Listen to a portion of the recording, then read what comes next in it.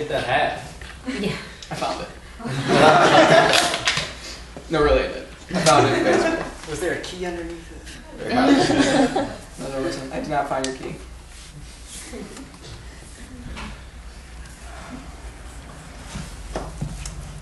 May I just ask about, well, for one thing, 'cause I think it'd be a good thing to plug because it's awesome, but I wanted to ask about Real Poetic, how it came about, how you started working together, maybe even what it means for you as artists.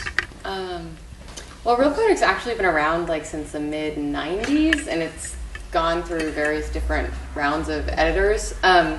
So the former editor, I don't want to butcher her name, Anna Bosevich Bowling, I think that's right, put out a call to find new editors, and I was sort of interested, so I wrote her, and then I said, Claire, don't you want to edit this journal with it? We were really good friends from grad school, so it gave us an excuse to stay in touch, even though I didn't live in California anymore. And what would you say about it? And that was like, what, over 2 years ago? Yeah, it was like 2.5 years ago. So we kind of just kept up with the way they were running the journal, which was to publish one author about once a week, and the poem is posted on a website and also goes out to a listserv to about 1,000 people, I think, subscribers. And we kind of played around with different ways of, asking for different types of things, like sometimes just straight poems and sometimes things with images. But I would like to say that in the last year I haven't done very much on the journal because I was going through some life changes, and Lily has been doing it for the most part by herself, and it's been really great. Oh, right. But maybe I'll join you. Yeah, you should. But I mean, I think in terms of being artists, like we put out a call a while ago, maybe was it last summer? Summer before this one, asking for sort of either imagistic corollaries to poems or poems in process. So we recently published a poem that someone sent me with comments from a friend on it, like from a workshop, I think. And we just put up an image of that on the website. Because, I don't know, I think it's a nice way to sort of further explore one's own interests. And I'm really interested in how people revise poems and what the writing process is like, so for different people. So it's sort of given us, I don't know, one guy sent us 2 posters to go with his poems. They were sort of old-fashioned postcards, about Nebraska, because his poems were sort of involved with Nebraska, and so we published each poem alongside an image of these postcards he sent us. And so we sort of got to, I don't know, explore the originating point, I guess, of the poems for him. So, yeah. I think it's really neat to be able to read just a variety of poems from different people that aren't published yet, and like who I may not have heard of or otherwise be reading, and just like to figure out what people are interested in and what people are doing that from that side of things is really cool. Yeah. Did you say that you focused on one artist per journal? Or? Oh, okay. Yeah, we just send out basically one poem a week.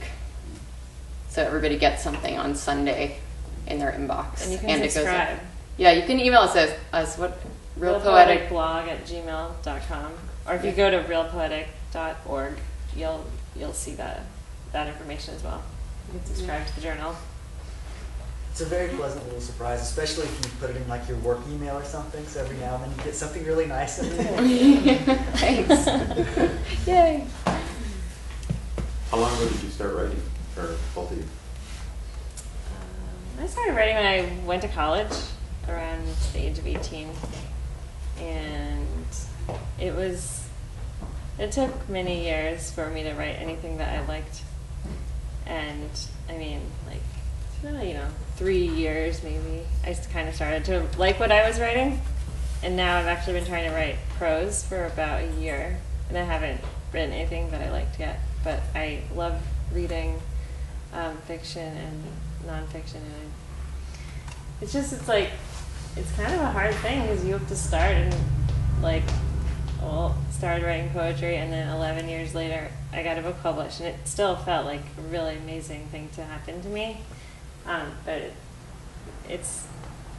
I don't always remember how many years and how much work goes into it, but that's how it was for me.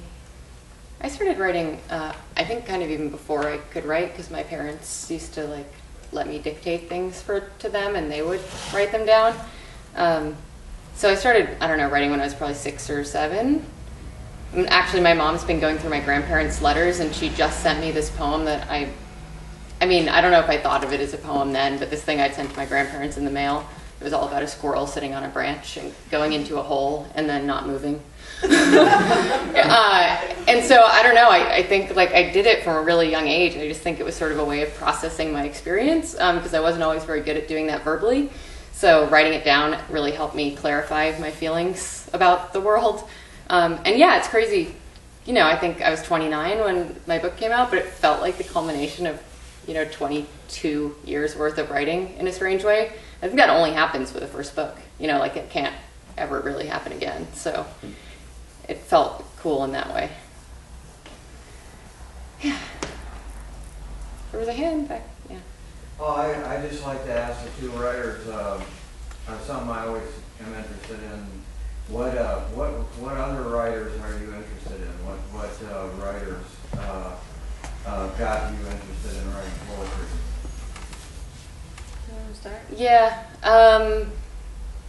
I mean, when I was really little, I know that my mom and I read Robert Louis Stevenson together, which probably a lot of kids did, from A Child's Garden of Verses. And I also know that I had an Emily Dickinson book. I'm obsessed with Frank O'Hara when I was in college.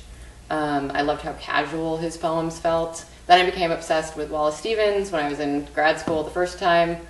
And I stole a lot of things from him that are in my book. So it changes over time. And, each person I think you really read deeply, like whose work you read really deeply, has an effect on your writing. I love Sylvia Plath. I mean, I love Alice Notley. And I love certain fiction writers, like I love Melville. Bartleby the Scrivener is one of my favorite books. And I love Don DeLillo's novels. That's a pretty good start. Go ahead. What's your favorite Don DeLillo novel? Underworld. Really? More than White Noise? Yes. Well, I also read it before White Noise, so I think White Noise felt like sort of a smaller version of this like sprawling masterpiece. You read White Noise every 2 years. You can't do that with Underworld. You do that? Oh yeah, for a long time. One of our teachers reads Moby Dick every year, like one of the people we studied with in grad school. I think it's a good exercise to like have a book that you reread because you notice different things every time. Anyway, go ahead. Oh. I love Don DeLillo also. I don't even know if I have a favorite. Anyway. All the like weird obscure books that you've never heard of, but of his that you find in like Goose bookstores are really good. Like Great Jones Street, which is about like a rocker in the 70s holding up in an apartment in the village. Wow. I went to college in Southern California, and one of my professors had studied a lot in the Bay Area, and so like I kind of started out reading like the most crazy obscure or sort of obscure poets, like language poets. I read a lot of Michael Palmer when I was in college, and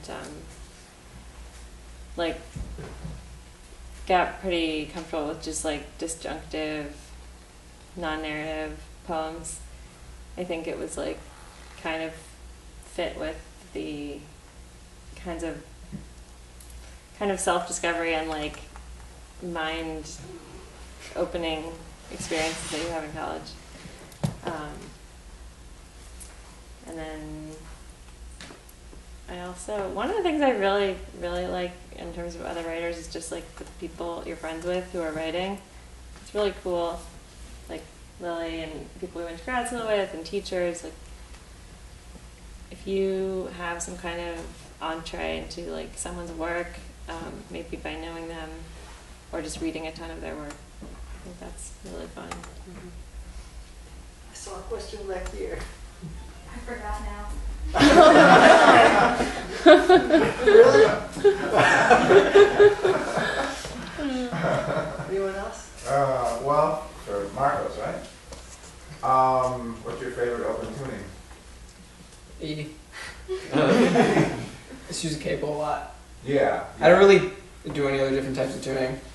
like I've experimented with it, but I haven't gotten anything out of it, I guess. Yeah, well, it's hard to write that way when you're used to writing the other way. Yeah. Because you have to think completely different. Mm. Yeah, try Dad Gad.